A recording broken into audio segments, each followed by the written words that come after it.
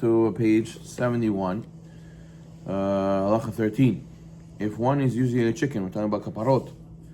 If one is using a chicken, one should make sure that the chicken is slaughtered properly, without being rushed. Preferably, one should not perform Kaparot on Erev Yom Kippur if you will not have the proper patience and the state of mind to allow the chicken to be slaughtered according to Halacha. On Erev Yom Kippur, there is excessive amount of chickens to be slaughtered, and the shuchti might not be as careful because of fatigue. I remember when I was younger, I used to go to in Florida. We used to go Erev Kippur. We used to go to a big place, and they would have hundreds of people there coming to do kaparot. So the shochet, he would take turns with the other shochet. But imagine you had to do for hundreds of people shchita. Your hand gets tired, you get tired. This is staying up from, who knows, 8 o'clock, 9 o'clock, all the way to 2, 3 in the morning, doing chicken. No, hopefully he does kavanot, but the guy gets tired, he gets standing there. It's a lot of stress. You have to do according to halacha, check the knife. It's a lot of people, a lot of stuff going on, so it's easy to lose focus. So therefore, he says, if you're going to go to a place where the shochet is not going to do it with proper patience and do it according to halacha, better not to go. 14. Some people have the custom to take a hen, female chicken, for every female of the house, of the family, and a rooster for every male in the family. That's the minhag. Some people have minhag. The custom is also to take only white chickens, not black chickens. White represents purity, right? One who cannot afford a separate chicken for every person in the family can use one rooster for all the men and one hen for all the females in the family. 15.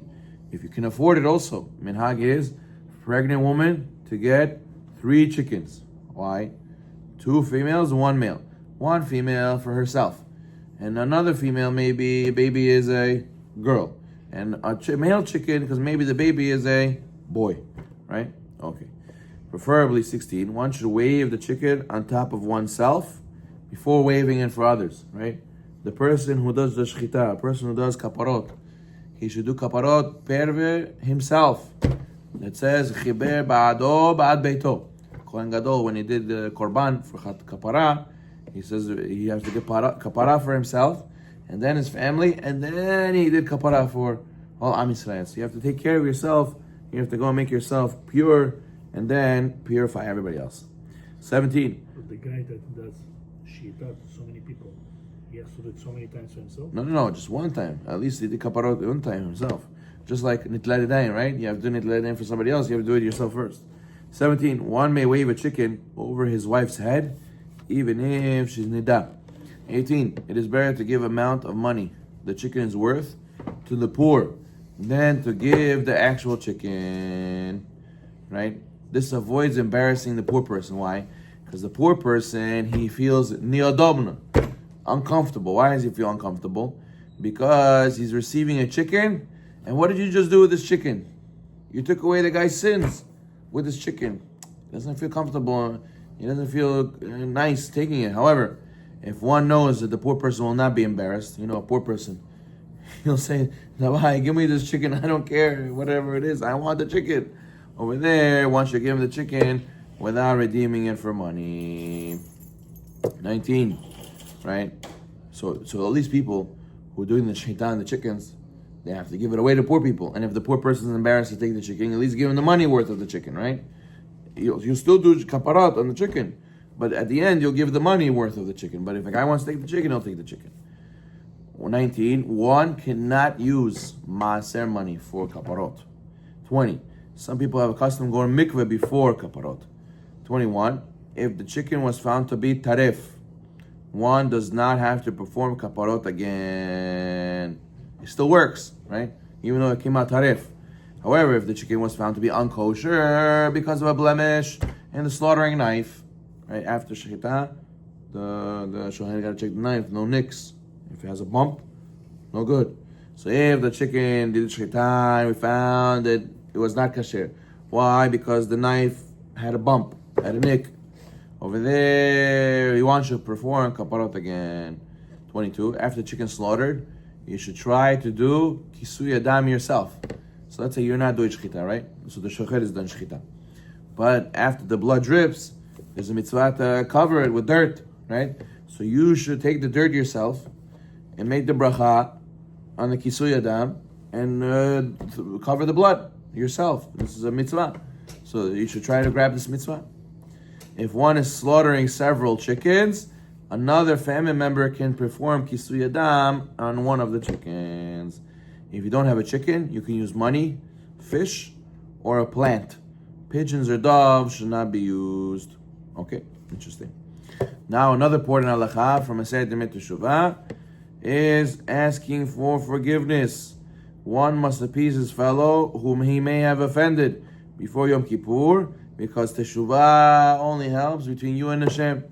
The averot you did against your friend, only if he forgives you, then Hashem forgives you. There's an opinion in the Gemara that says only if the other person forgives you, then Hashem forgives you for anything.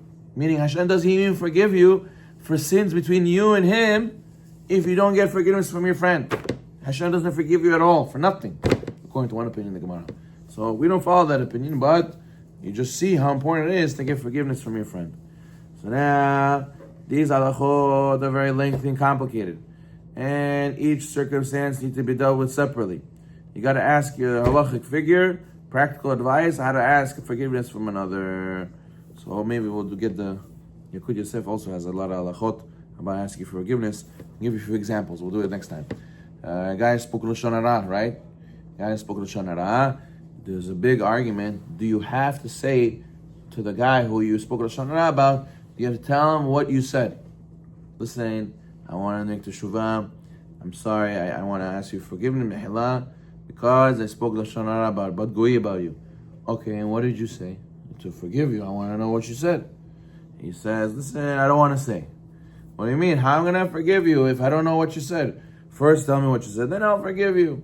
So the Chafetz Chaim and Yisrael Salanter, they had this argument.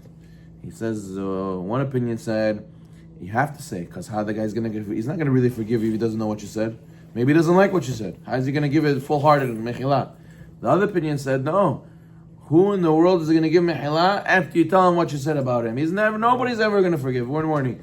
So therefore, better not to say. That way he'll forgive, Imagine I tell the guy, oh, I spoke Lashon Hara about you. Can you forgive me? And what did you say? Oh, I said you're a cheapo, you're a ganav, you're this, you're that. I don't forgive you. What is this? What are you talking about? Oh, you start a new fight. Now he gets mad again, right? So what's the point of saying? You don't help anybody by saying what you said. So Chafetz Chaim wrote halacha. You don't have to say what you said. Just apologize, right? No, but you have to say I spoke Lashon Hara. Now you have to say. Some people, how do they ask forgiveness? Yeah, they just say, forgive me for anything, for everything. Forgive me for anything and everything. In general, right? Then there's another level. There's people who ask forgiveness. If I did anything, forgive me. If. That's not right. Usually you go to someone who you know you did something wrong. But what if you really didn't do it? Maybe you hurt the person's feeling. You don't know you really did it or not. Right, but the point is, for sure in a case where you know you hurt him, Yeah. You have to say, I hurt you, ask for you not, just send one text to everybody. If there's a big debate if you fulfill the mitzvah asking mehila through a text. It's not appropriate to send a text. You should, in person, if not, call. There's a halachot to apply, let's say the guy doesn't want to forgive you, right? He doesn't want to forgive you. So what do? You go in first time, second time, third time. After 3 times, if he doesn't forgive you, he gets a sin. He is cruel. He has no heart. It's a sign of goyim. Goyim are cruel and have no heart, right? Therefore, you as a Jew, you should be merciful, and you're not merciful. So now you get the sin, and I did my job. If a person can I get a forgiveness the first time though? When you go the second time, don't just go again by yourself. You should go with some people, with some friends. That way, hopefully, those friends will influence him to do the right thing. 25. Before Yom Kippur, one is obligated to ask his parents for forgiveness in case one did not show them proper respect. If one's child did not come to you for forgiveness, you should go to him and say, I forgive you anyways. Similarly, a husband and a wife should ask each other for forgiveness for anything they did throughout the year. For sure, husband and wife, if anybody would do anything wrong, it's number one place where things go wrong is husband and wife. A student should also ask forgiveness from his rabbi in case he disrespected him in some way. 26. It's praiseworthy for one to verbalize that he forgives anyone who may have wronged him before the tefillah. Erev Yom Kippur, we all should get up and say, I forgive anybody who was supposed to ask me for forgiveness and they didn't. I forgive them.